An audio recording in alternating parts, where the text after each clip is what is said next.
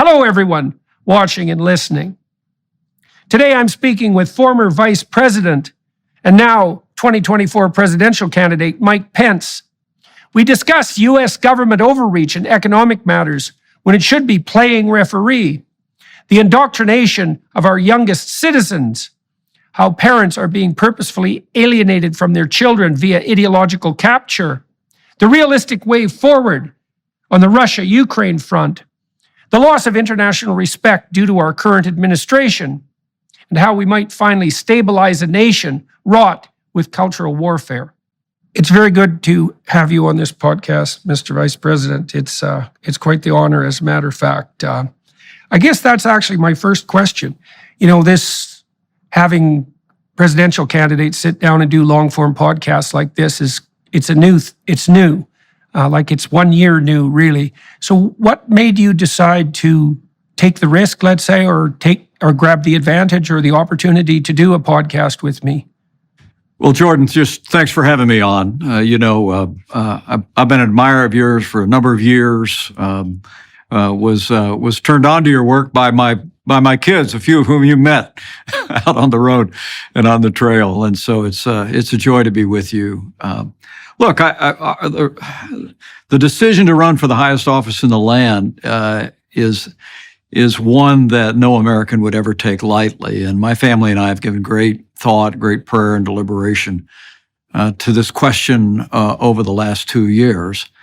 And frankly, ultimately, it comes down to two things. Number one, it's the privileges that we've had to serve, the experiences that we've developed. I was not only vice president serving America at home and abroad, but I was also a governor of a successful state in Indiana where we cut taxes and expanded educational choice. And before that, for 12 years, I was a leader of House conservatives in the Congress of the United States. And the sum total of that 20 years of experience gives us the confidence that if we were given the privilege of serving as President of the United States, that we'd be prepared. We'd be prepared to bring this country back, which leads me to the second reason why we decided to run, and that was, I think this country's in a lot of trouble. I mean, as I've traveled around the country over the last 2 years, it's clear to me that Joe Biden and the radical left have weakened America at home and abroad. And we need new leadership I believe in the Republican Party and in the White House that'll set this country back on a path of a strong national defense, of limited government, of a commitment to freedom and to traditional values. And it's in response to that. It's in the belief on which I was raised. I don't know if it made it in 12 rules, but it's an old rule in my life that to whom much is given, much will be required. And my family and I have been given much. We've been given incredible privileges and opportunities to lead. And when we look at the challenges facing our country today, we just felt we had a duty to step forward. We do so with great enthusiasm, and we've been very humbled at the outpouring of support that we've received. MikePence2024.com and what we've heard out on the road already since we announced a little earlier this week in the great state of Iowa. So we've met twice before. We met in Washington. I met you and your wife, and then we talked for about an hour and a half at one point, about a year ago, I believe. We did. And I walked away from that thinking, if Mike Pence was president, we might see a return to something like blessed normality. And that's a compliment, because I think the times when politics gets radically interesting, something has gone dreadfully wrong. Like, I'd rather see something approximating a sane and normative administration than a continual, exciting, like even hyper-charismatic battle. I think that's a sign of bad times. And so let me delve into that a little bit. You just outlined your qualifications. Well, I'm very humbled by those words. And, it actually makes me think of another time, maybe a century ago. And I'm not someone that looks backwards or wants to turn the clock back. We could stop that conversation with anyone else now. But, there was a season after World War I where a Republican ticket stepped forward, literally their message was a return to normalcy. And I get a sense that the American people would like to get back to the policies that were advanced under a president I deeply admire, which was President Calvin Coolidge. He was someone that balanced budgets, he cut taxes, he oversaw an incredible time of American prosperity. But at the core of his philosophy was an often quoted Calvin Coolidge statement that the business of America is business. And by that, he meant the business of America is not the government itself, that the federal government should not, or the White House should not be the center of American life. And they actually, Calvin Coolidge's restraint and his instinctive conservatism really set a tone that allowed for a period of incredible innovation in the country. That's where we heard all the incredible stories about progress and in manufacturing and industry. And I hold to the view that it's the free market, it's free enterprise. That's where the energy comes from. I grew up in a small business family. I know who makes this country go every day. And the government should be playing the role of the referee of the private sector and not at center court with all the attention focused there. So let me touch on something else that you touched on earlier. You talked about the radical left. Now, I spent some time working with Democrats, and I just interviewed Robert F. Kennedy, and I asked him the same question that I've asked every Democrat I've met in the last 5 years. And the question I asked was, when does the left go too far? And I believe this to be true, that none of the Democrats that I've spoken with, and we spoke in good faith, and we had serious conversations, were able to or willing to answer that question. Now, you made a comment about the radical left, and so when do you think the left goes too far? And what do you think, if they are going too far, those who are on the far left, like, how do you identify that? And what do you think might be, what's the appropriate response to that? Well, look, I've been at this a while, but I never thought I'd live to see the day that socialism was the animating economic philosophy of one of America's two major political parties. You know, I like to say to people, Joe Biden won the nomination of his party in 2020, but Bernie Sanders won the party. I mean, all the policies that you've seen flowing out of the Democratic Party and out of the Biden administration are driven by European-style socialism and welfare state policies. And that's too far. I mean, as I said, we're a nation that was founded on the constitutional principles of a limited federal government, a free enterprise, free market, private property. All of those things have been a wellspring, along with our faith, our family, as a foundation of creating the strongest and freest, most prosperous nation in the history of the world by far. And so that, to me, is a go too far. But I will tell you, this whole issue of advancing through critical race theory in our schools, literally teaching our kids to judge their peers not by the content of their character, but by the color of their skin, the opposite of the vision of the Reverend Dr. Martin Luther King Jr. And then beyond that, the radical gender ideology that is afoot in our schools and our universities and in the culture today, I think has literally shocked the conscience of many parents who might never identify with mainstream conservative philosophies that we share and traditional values that we share, Jordan, but they find themselves struck. I mean, my foundation in Washington, D.C. Actually weighed in on a federal lawsuit. The Linn-Mar Community Schools in Iowa require students to bring in a permission slip from their parents to get a Tylenol. But under the school policy, a student could get a gender transition plan from the health department at that high school without ever informing their parents. And as I said when we went to Iowa and spoke about it, that's not just bad policy, that's crazy. And I see parents' rights groups are rising up all over the country and pushing back on the radical left's effort to indoctrinate our kids, about our history, and also this whole business of trying to communicate this radical gender ideology. I think there's a wellspring of support pushing back on that. I think you're going to see that show up in 2024. Yeah, well, two things on that. I would say the first, it was yesterday, the National Health Service of the UK declared that they would no longer allow the use of puberty blockers for children except in research situations. And so I believe it's the UK, Finland, Norway, Sweden, and Holland have all dropped, and Holland is where this started, by the way, the Netherlands. They're dropping the gender-affirming model of care. And so the second thing is, this is a question I've been trying to put forward to Republicans, particularly at the level of the governor. So, the faculties of education in the United States and in Canada have a hammerlock on teacher certification.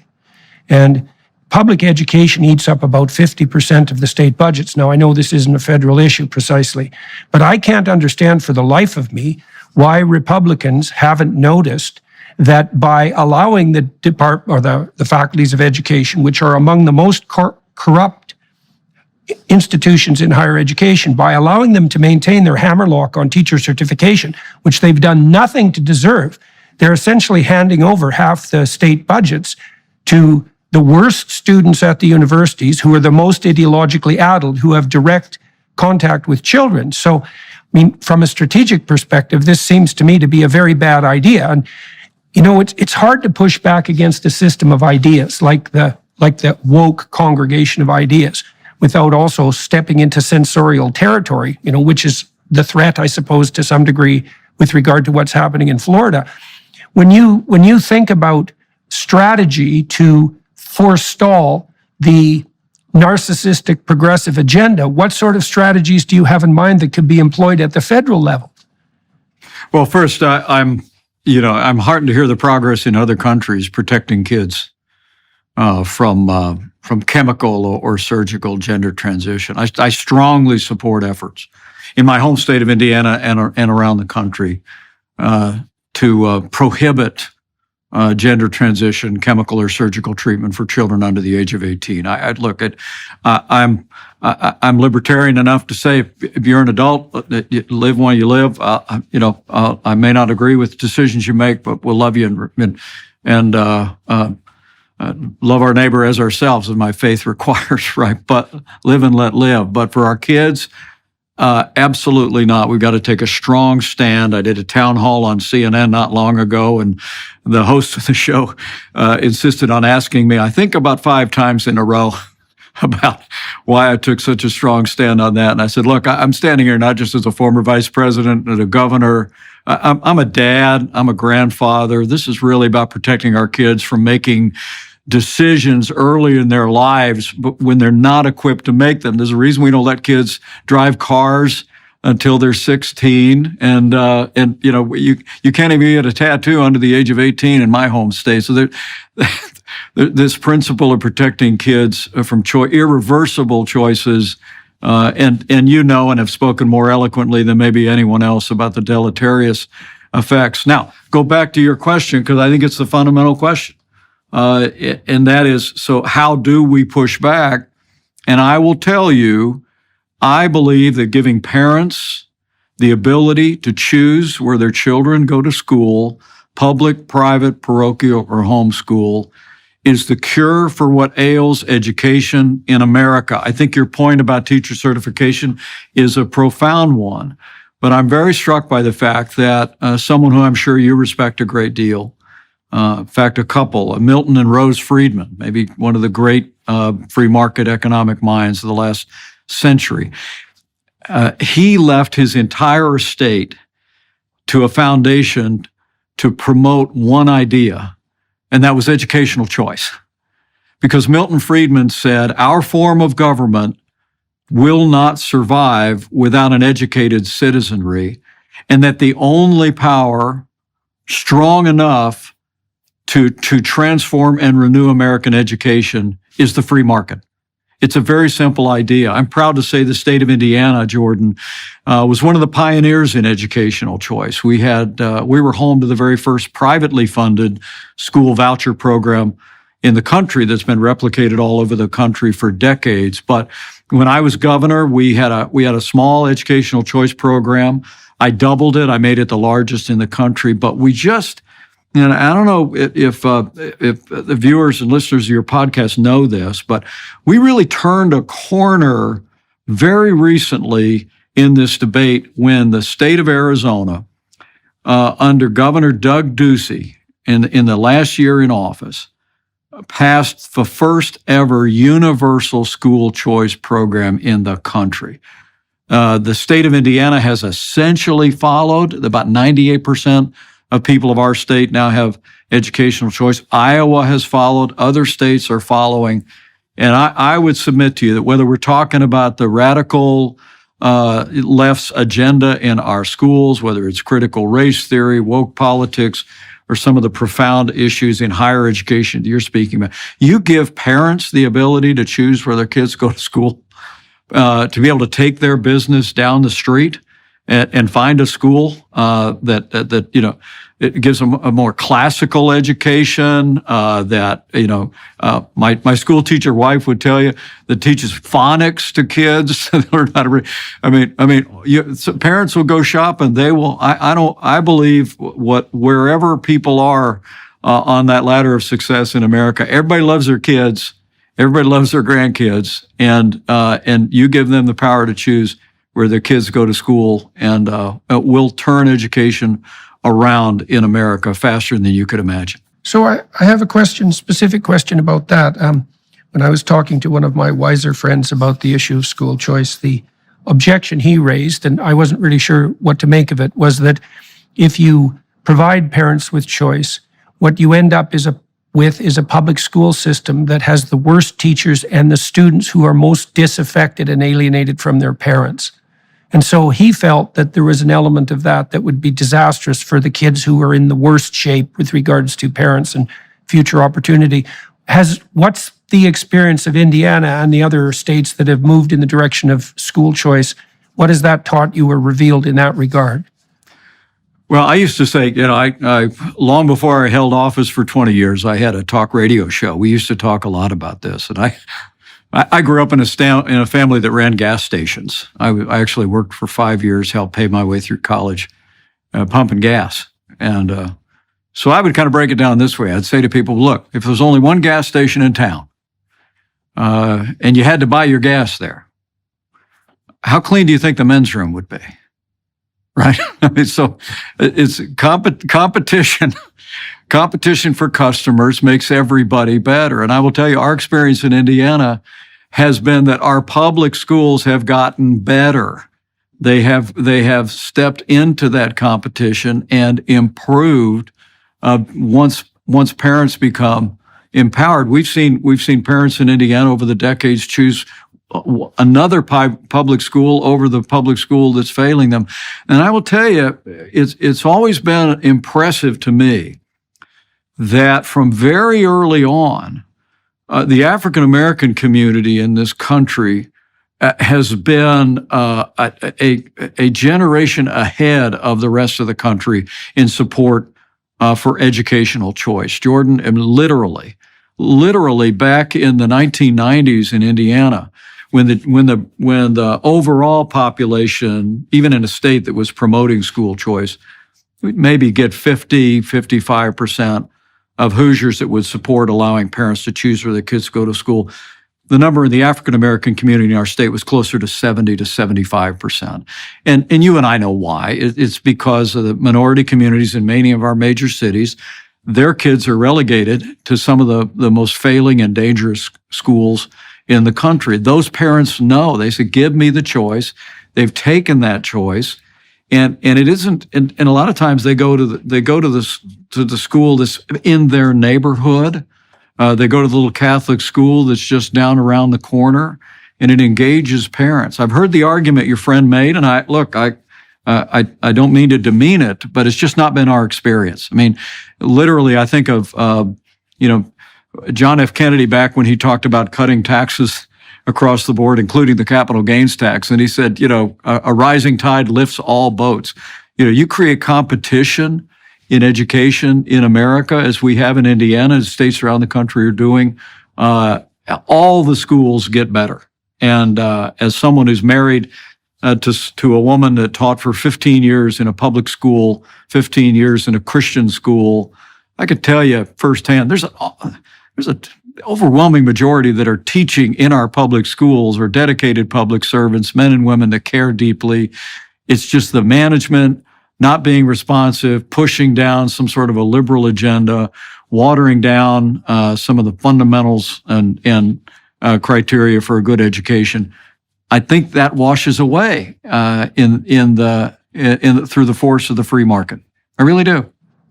So I feel obligated to warn you that according to the dictates of YouTube, apparently, we've both now engaged in hate speech and the incitement of violence. So I had a YouTube video taken off my channel yesterday, an interview with Helen Joyce, who wrote a book on the trans minor surgery phenomenon. And so I'm sure we've broken the YouTube rules already in this discussion. So it'll be interesting to see what they do as a consequence of that. So, all right. So you think that the experience in Indiana has shown that because of the introduction of competition, everybody benefits. And you said in particular, perhaps Black students and their parents. Okay. So that's a good foray in that direction. Let me ask you a couple of questions in a different direction, if you don't mind. I think often at the moment that we're all fiddling while Rome burns, possibly because of the situation in Russia and Ukraine. And, and one of the things that I found heartening, let's say, about the Trump presidency, where you served as vice president, was that there were 4 years without a major war. And your administration, or that administration, also advanced the Abraham Accords, which was a major move in the direction of peace in the Middle East. And now we have this war percolating away madly between Russia and Ukraine, and it's really a proxy war in many ways for the West and Russia. And, it doesn't look very good to me. And so if you became president, first of all, what do you think the way forward is on that front? I know the hawks are saying, the hawks on the Republican side in particular, and I think this is also true on the Democrat side, are taking this as an opportunity to demolish Russia's conventional forces and to take them permanently out as a conventional enemy, let's say. Now, the problem I see in that is that when you push someone as powerful as Russia into a corner when they're nuclear armed and their conventional forces are weak, that loosens the finger on the nuclear trigger. And it also doesn't seem to me that given how dependent we are on Russia and Ukraine for food and for energy, that weakening both of those countries on something approximating a permanent basis strikes me as reasonable long-term policy. So what do you think the danger is on the Russia-Ukraine front, and what steps would your administration take in that direction? Well, I'm someone that believes that America is the leader of the free world. We're the arsenal of democracy. In 1985, Ronald Reagan, in a State of the Union address, articulated what came to be known as the Reagan Doctrine, which essentially said, it'll be the policy of the United States that if you're willing to fight the communists in your country, we'll give you the means to fight them there so we don't have to fight them here. And it was part and parcel of what ultimately brought down the Soviet Union. And I believe that wisdom is still true today, that Ukraine is not our war, but freedom is our fight. Now, I know there are people in the presidential contest in my party who have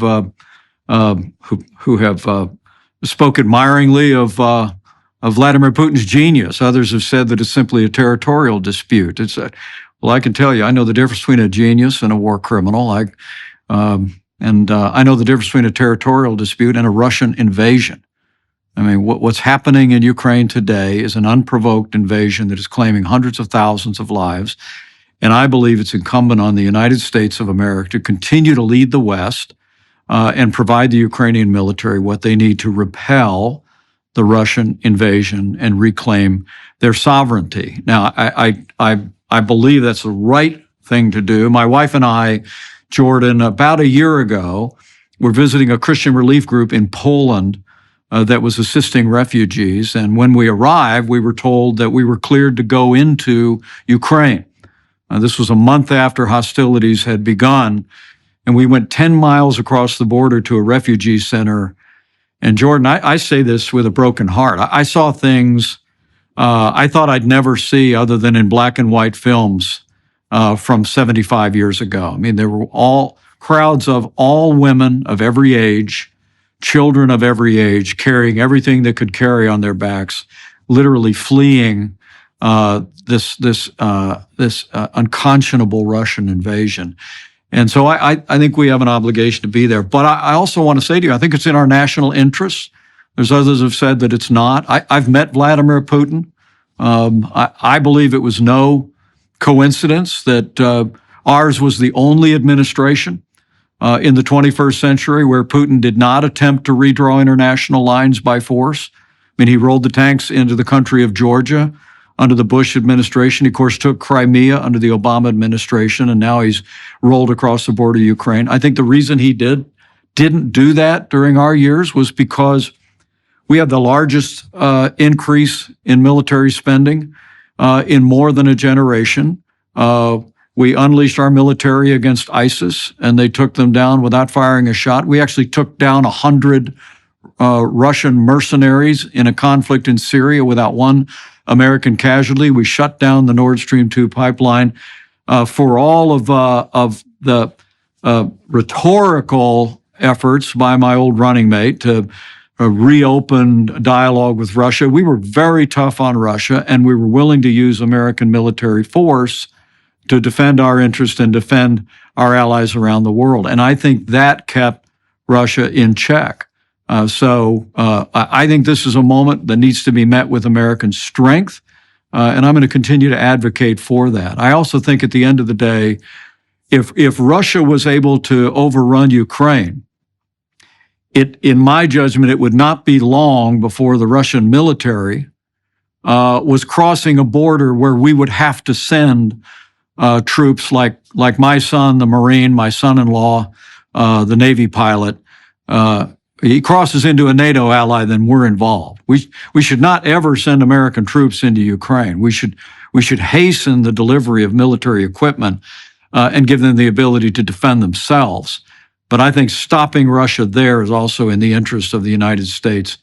And it sends a deafening message to China. Lastly, Jordan, it sends a deafening message to China. If we give Ukraine the ability to repel the Russian invasion, then I have no doubt in my mind that President Xi, who I've also met and spoken to privately, I think he'll get more instruction from that regarding his potential military ambitions in the Asia Pacific than anything else that we could do.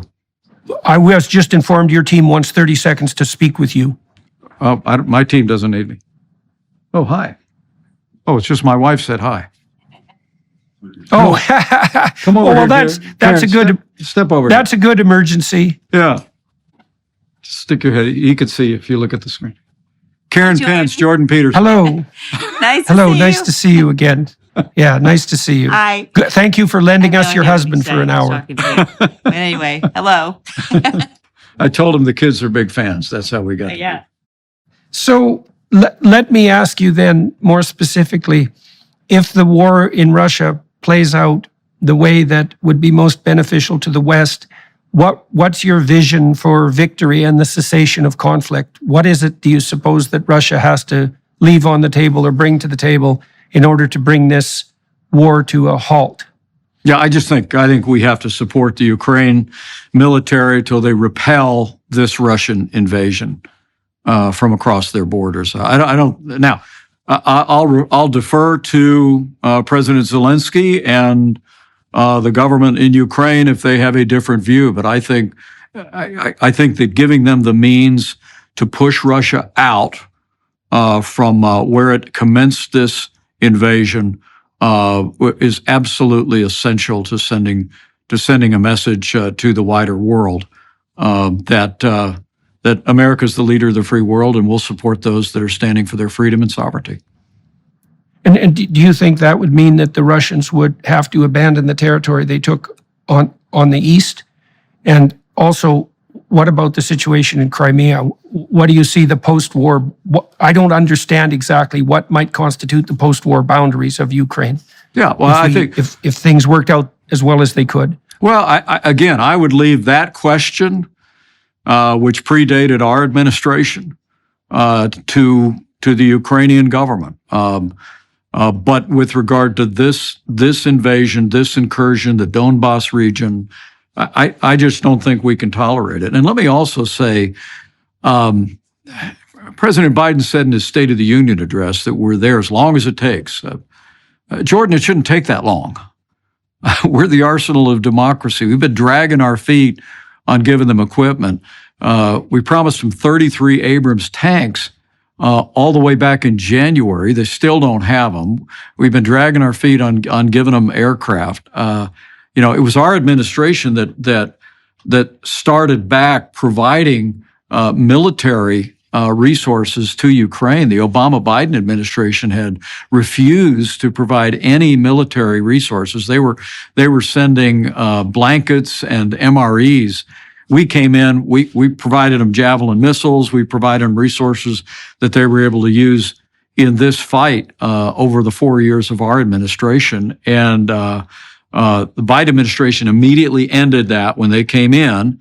But at the initiation of hostilities started to catch up. But I want to be clear to all of your viewers and listeners, Joe Biden has been slow on the uptake. And I think that, frankly, the disastrous withdrawal in Afghanistan created the conditions that emboldened the enemies of freedom. Now, Vladimir Putin's the one that's responsible for this unconscionable invasion. But I have no doubt in my mind that disastrous withdrawal in Afghanistan emboldened him to move. And I honestly believe that it's been the failed policies of the Biden administration that are contributing to not only war in Eastern Europe, Chinese provocations, but for heaven's sakes, Jordan, after we achieved the first peace accord in nearly 30 years in the Middle East, the Biden administration did nothing to build on the Abraham Accords, has sent ambiguous signals to Israel about our support, and then stood idly by while China negotiated a treaty between Iran and Saudi Arabia. I mean, there is a vacuum of American leadership on the world stage today, and the antidote here is American engagement, American leadership, and American strength. It's also worth folks that are looking on knowing the Biden administration has been busy cutting military spending since day one. And the only thing positive about that gigantic supplemental bill that passed at the end of the last Congress was that it caught up on military budget cuts that the Biden administration had been advancing. But with this new debt ceiling deal, people deserve to know that after you net out inflation, it's got a 1% cut in military spending. China's floating a new battleship every month and has doubled its military budget in the last 15 years. And here we have an administration that is cutting military spending, all the while they're carrying that political correctness and critical race theory and radical gender ideology into the Pentagon's hallways itself. So we need new leadership. We need to be building a military that's fitted to the times. That's also the best way to ensure peace in the world. Always has been, always will.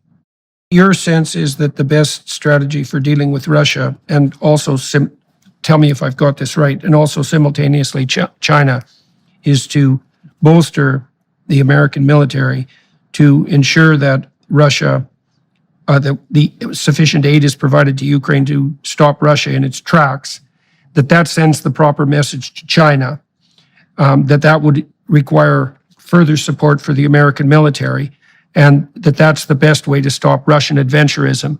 What do you think of arguments that Russia had felt threatened as a consequence of NATO incursion into Ukraine, and that a fair part of this conflict emerged because the Russians felt that they were being encroached upon by the expansion of the NATO alliance and the potential inclusion of Ukraine into that domain? I mean, and it's also the case that Putin certainly has appealed to his people on that front.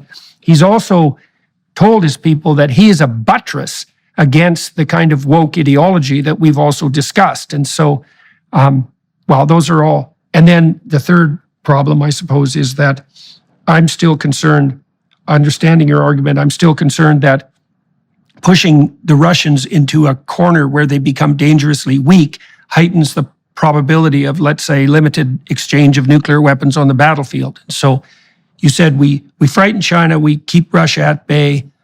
I'm concerned about the fact that the Russians perhaps share some of the more conservative Western views with regard to the woke nightmare, and also that if we push them into a corner, they're more likely to have an itchy nuclear trigger finger. So, well, I just honestly believe the NATO argument, the threat from NATO, that's all just posturing by Putin. You carefully examine his public statements for years, Jordan. He's been very clear that his ambition is to reestablish what was the old Soviet sphere of influence in Eastern Europe. And so look, NATO has been a peaceful alliance of the West, forged as it was in the aftermath of World War II, and I think there's one reason and there's one person to blame for the unconscionable invasion and war that's raging in Ukraine today, and that's Vladimir Putin. And we just simply need to hold him to account. With regard to the fact that we never want to forget that Russia is the second largest nuclear power in the world, I believe we need to make it clear that our military support for Ukraine is for repelling the Russian invasion in Ukraine and restoring their sovereignty. I think that it's absolutely essential that the Commander-in-Chief of the United States make it clear to the Ukrainian military and our alliance how far our support goes.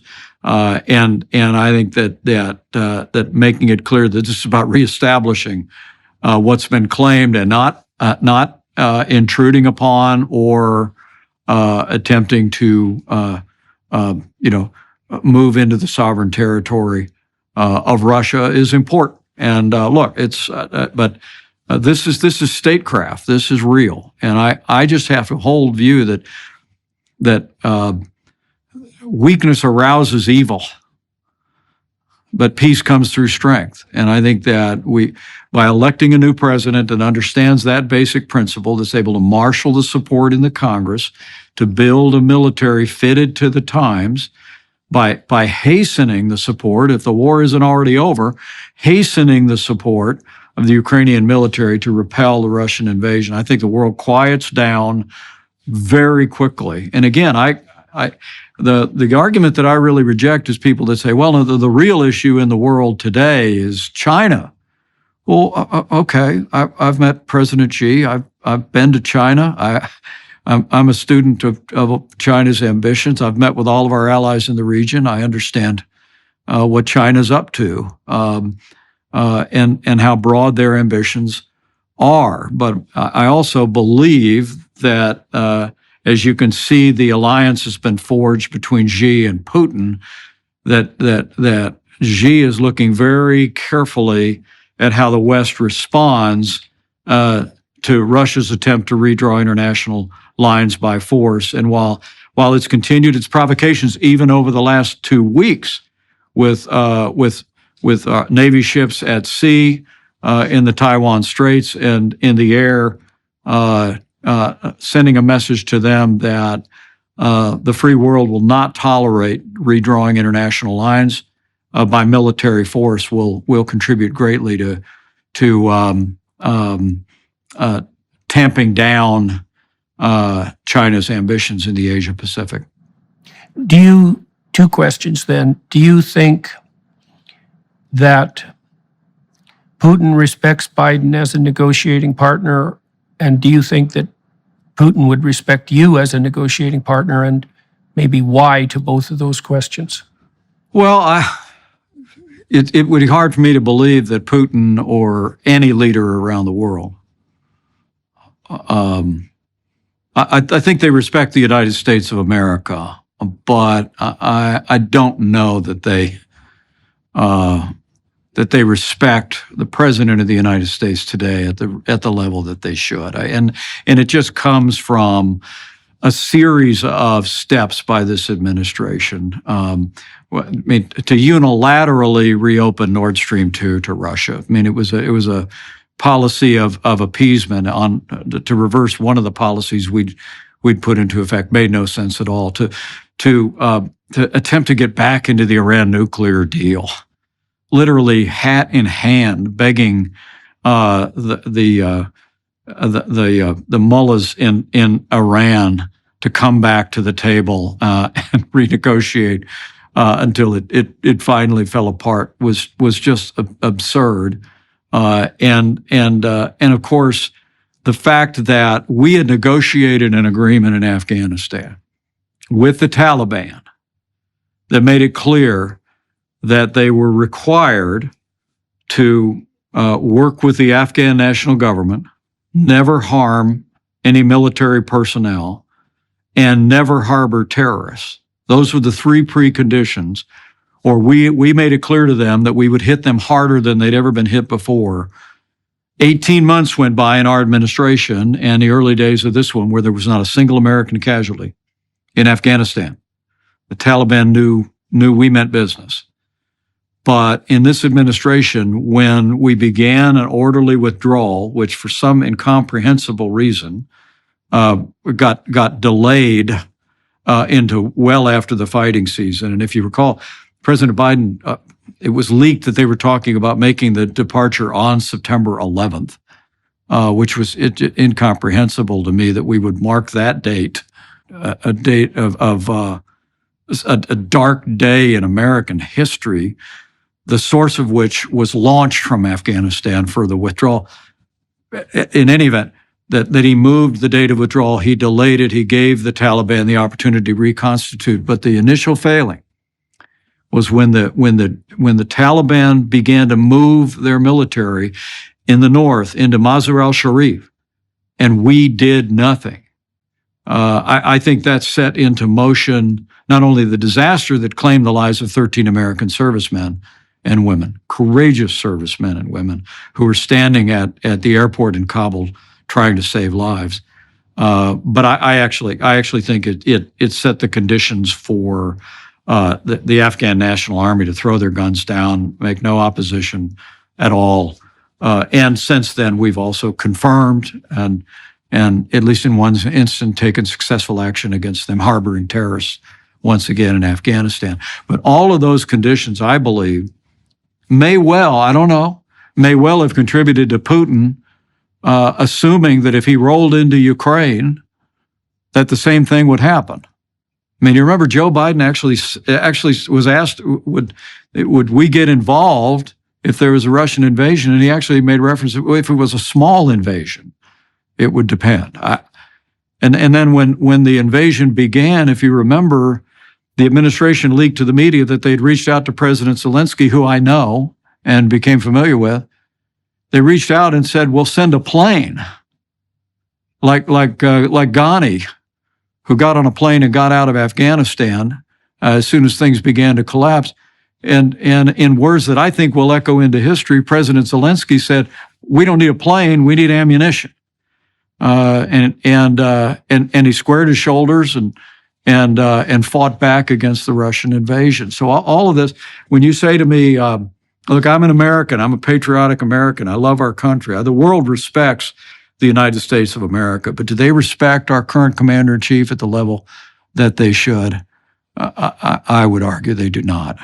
Okay, so the second part of that question is, do you think Putin would respect you? But I want to modify that question slightly too, because there must be a temptation at this level of intense negotiation, I suppose a psychological temptation, also to not be strong, but to look strong, right? And you can imagine that a weak man in a position of power will fall prey to the temptation to look strong and to therefore put forward more force than is absolutely necessary in an attempt to buttress his image.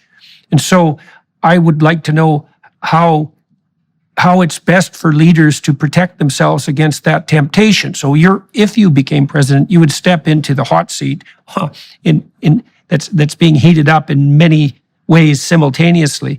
How do you protect yourself psychologically against the temptation to beat your chest and be a strong man instead of trying to settle the situation internationally in the manner that's best for everyone going forward? And this pertains to the question of why Putin might regard you as a respectable negotiating partner. So let me let you elaborate on that.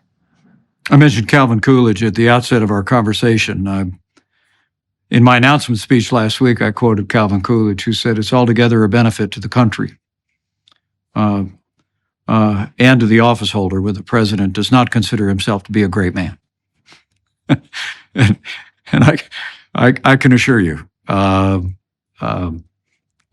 never confused about that. I'm an everyday American. I'm a small town guy from Southern Indiana, raised by a combat veteran, family that lived the American dream. But you ask a very profound question, and I go back again to history. That's what all of my background was in college. I was a student of American history. Teddy Roosevelt, I think, said it well, that on the global stage, America should walk softly and carry a big stick. I'd leave it to others to judge how my leadership would be assessed. But I think I've got a reputation for standing my ground. I think people know that my yes is yes and my no is no. The way that I would maintain that, I would tell you, is, for me as a Christian believer, is daily time in devotions and prayer. I'm someone that really believes in investing time in my faith to study and understand what the Bible teaches about wisdom, and I've always sought to apply that in my life. But with regard to Vladimir Putin, I can tell you, I've had a conversation with him one-on-one, and it was at a international conference, and we had a brief exchange, and he wanted a private moment together. This was in the year leading up to the midterm elections in 2018, Jordan. We had to pull aside. There were a fair number of people around, and this has been written about, and I wrote about it in my book. But as he began to engage me, he had an international conference coming up with President Trump, and he asked, if I would convey a desire for nuclear nonproliferation, that we've got to begin to talk about those things. I nodded and listened, and then I looked at him and I said, standing just a couple of feet away from him, I looked at him and said, "Well, Mr. President, I have something I'd like to say to you." And he said, through Russian, through an interpreter, he said, "Go ahead." And I said, "We know what happened in 2016, and it can't happen again." And with that, he speaks perfect English. With that, he feigned that he didn't understand my statement, and he turned to his foreign minister, Lavrov, who was standing nearby, and Lavrov said in English, "Elections." I mean, look, in the 2016 election, the Russians did not interfere on behalf of any particular candidate. They interfered across the board. It's what they do in Western countries. They sow dissension and misinformation, and we know for a fact it happened, and I'd said so publicly.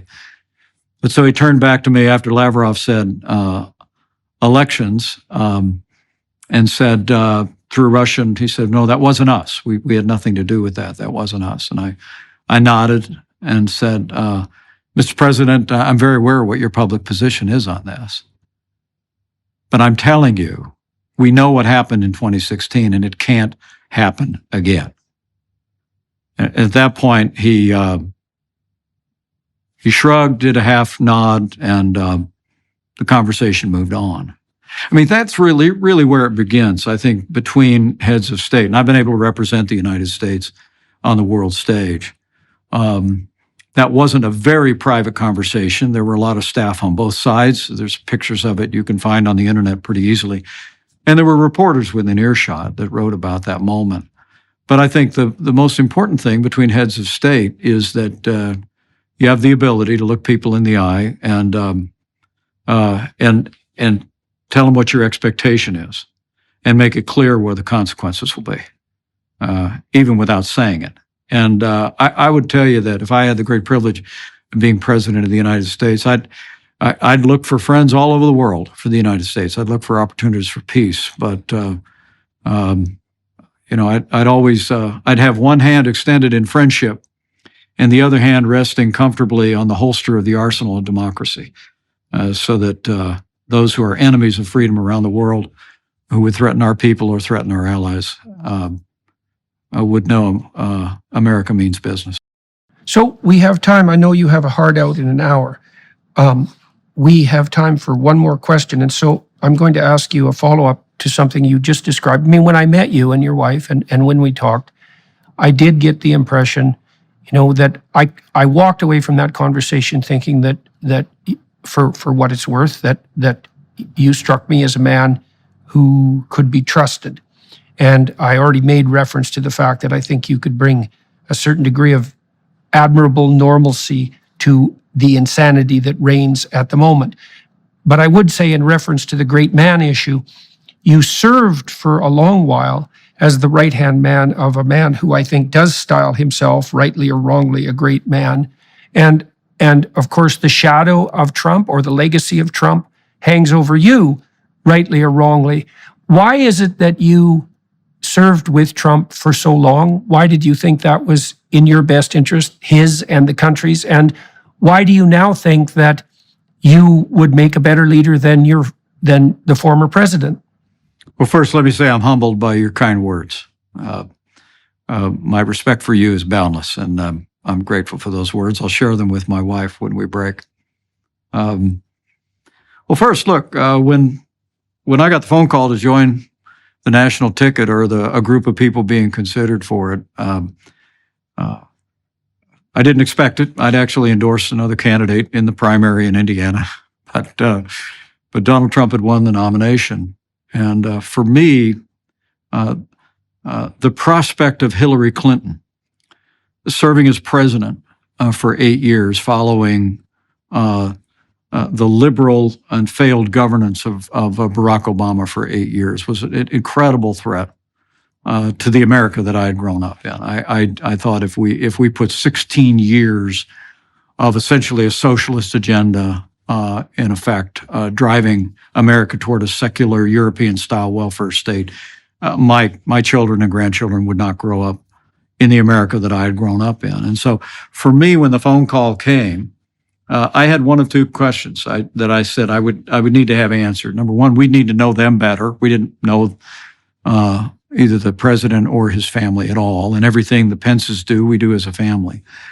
And secondly, I said I'd want to know what the job description was, because only one person gets to write that job description every 4 years for the vice president. And so, my attitude was, if we felt there was a rapport that we could establish with them as a family, which we did almost immediately with them. But if I felt like the job description would give me the ability to help the country, first by defeating Hillary Clinton, and secondly by advancing a conservative agenda, I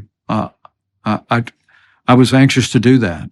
And once he explained to me that the role of the vice president in his mind would be an active role, it'd be active in the legislative process, active in even interviewing appointments to the Supreme Court, active around the country, promoting our policies, active around the world, representing America. When the phone call came, Jordan, I said yes in a heartbeat. And I will tell you, I'm incredibly proud of the record of the Trump-Pence administration. I mean, my old running mate promised to govern as a conservative, and we did. We cut taxes, rolled back regulation, 3 justices to the Supreme Court that just gave America a new beginning for life. We rebuilt our military, created the first new branch of our armed forces. We secured the southern border of the United States of America. And as you've said many times in this conversation, the world was much more peaceful, and ISIS was destroyed, and the most dangerous terrorist in the world was taken out. It's all a record I'm incredibly proud of. In fact, as I'll share again here in North Carolina today, some people might wonder why I'm running against my former running mate. In the wake of how proud I am of that record. Some in this field are already criticizing our record. It's their right to do that. But I'll battle them on that too. But for me, it came down to the promise that I made when I took my oath of office and the overall direction of the party. As I said in my announcement speech, when I raised my right hand, I swore to the American people and to Almighty God that I would support and defend the Constitution of the United States. And on that fateful day, January 6th,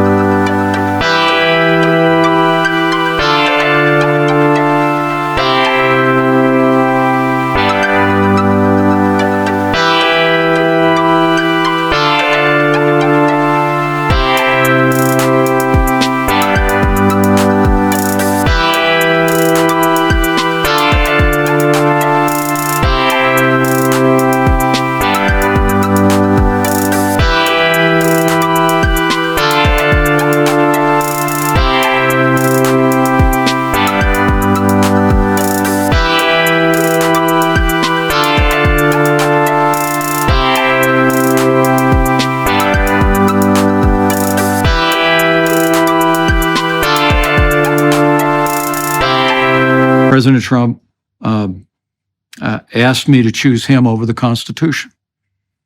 But I thought my duty was clear and still believe it was, that I was there under the Constitution to preside over a joint session of Congress, to open and count the votes that had been certified by the states, reviewed by the courts, and would be debated in objections in the Congress. But our job was to open and count, no more, no less.